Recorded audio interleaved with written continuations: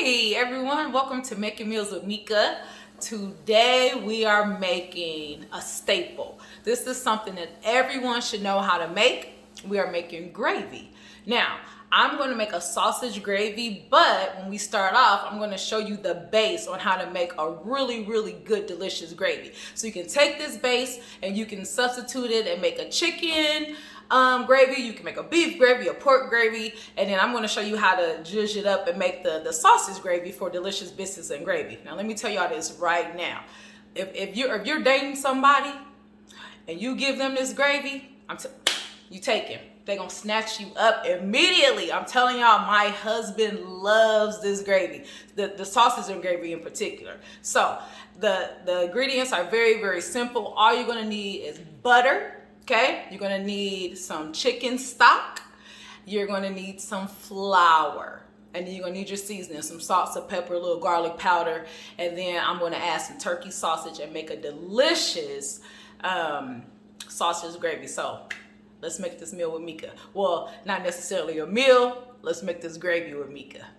All right, so the key to making a great gravy is having equal amounts of butter and flour.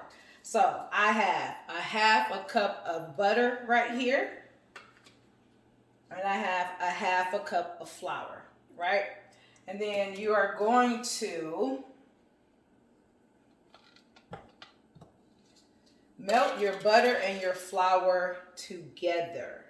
This is how I start all of my gravy.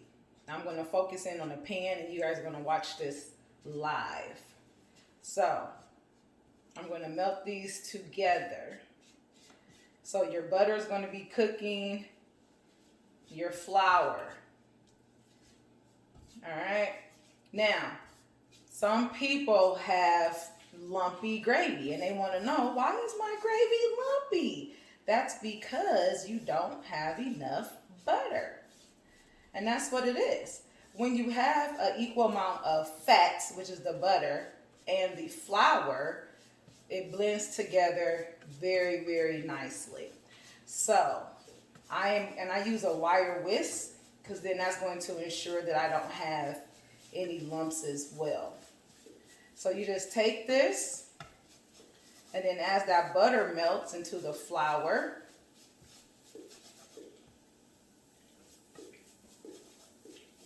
it starts to get nice and oozy. So I'm just going to continue to whisk this until it gets nice and oozy. And you'll know what I mean by oozy. And you also want to cook your flour so it won't have a raw taste. And mine is brown because I'm using whole wheat flour. Yes, you can use whole wheat flour in your gravies. All right, so this means that I need more butter. You see that it's kind of crumbly. You don't want it crumbly like that. So no worries, that's what cooking is. You have to adjust. So I'm going to add about a tablespoon more of butter. Now right now I have the stove on like a medium, okay? Like a medium. Now, do you see this consistency? It's kind of like the flour is like almost melting into the butter. This is the consistency that you want to have.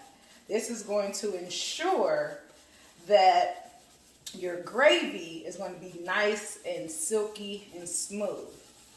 So you're just going to keep whisking. And then you know your flour is done when it smells kind of nutty. Seriously, it's going to smell nutty. Now, like I said, this is wheat flour. So mine is going to be a little bit darker. If you're using white flour, then your flour is going to start browning. But you don't want it to get too brown unless you want a dark gravy. Okay? But right now we're just cooking the flour. But this is the consistency that you want. Kind of like a paste almost. And I'm just going to continue to stir. And then after this, we're going to add the chicken stock. But look at that. Perfect consistency right there. Look at this beautiful consistency. This is what you want. This is the base of a nice gravy. You see how smooth that is? Now, I am going to start adding my liquid. So I am using chicken stock because I want a chicken gravy. And I add mine a little bit at a time. So, you see that? Just add a little bit at a time, and then you whisk. Your whisk is your best friend when it comes to your gravy. Okay? I'm going to turn the heat down just a little bit.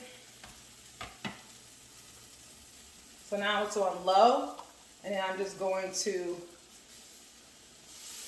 whisk this. Now, I can't tell you how much chicken stock to add. It depends on how much gravy you want and how thick you like your gravy. When I'm doing sausage gravy, I tend to have my gravy a little thinner because I'm adding sausage. However, if I'm doing this for mashed potatoes or dressing, then I have it a little thicker. But because I'm adding sausage to this, I'm going to make this a little thin. So you're going to continue to add your chicken stock. And you see how that's getting thicker? You're going to continue to add it until you get to the consistency that you want. And always stir, stir, stir, stir, stir, stir. That's going to ensure that you get that nice texture that you want, that nice silky texture. All right, so you see that? Look at that. Look at that. Now I'm going to make this. Now this would be perfect. I'm going to use my spoon. Now this would be perfect for like mashed potatoes or something like that. Look at that texture. Money. This is money. But I'm going to thin it out a little bit more because I'm going to add my sausage. So let me add a little bit more. And now I'm going to turn the heat up just a little bit. And then this is where your seasonings come in at. Who would have thought that making gravy was this easy? So this is where your seasonings come in, all right? I'm not gonna add a lot of salt because I use chicken stock, but I am gonna use a nice amount of black pepper. And even in my sausage gravy, I like garlic. Garlic is one of my absolute favorite seasonings. And we're gonna mix that in. Have you a spoon ready so you can taste it. Now, the secret to a good gravy is you need to let it cook for, after you get it to the consistency you want. I say cook it for an additional 10 to 15 minutes because you don't want that raw flour taste. That is not delicious. Raw flour taste is not delicious. So this is all combined. Let me try it. Look at that. Look, come on now. Look at that. Let me try this gravy. That needs a little salt. That's what it needs. It's bland. Even though I use chicken stock, it's a little salt. Put a little salt in there. I'm gonna add a little bit more pepper. Booyah. And I'm gonna let this marinate and do its thing before I add the sausage. And I add a little bit of milk because I like mine to be a little lighter because it's a breakfast gravy. You don't have to add milk if you don't want to. But look, beautiful gravy. Took us about 15 minutes from front to finish. The gravy has been cooking for about 10 minutes. Now it's time to take this gravy and make it into a sausage gravy. Okay, so all you're going to do is you're going to add,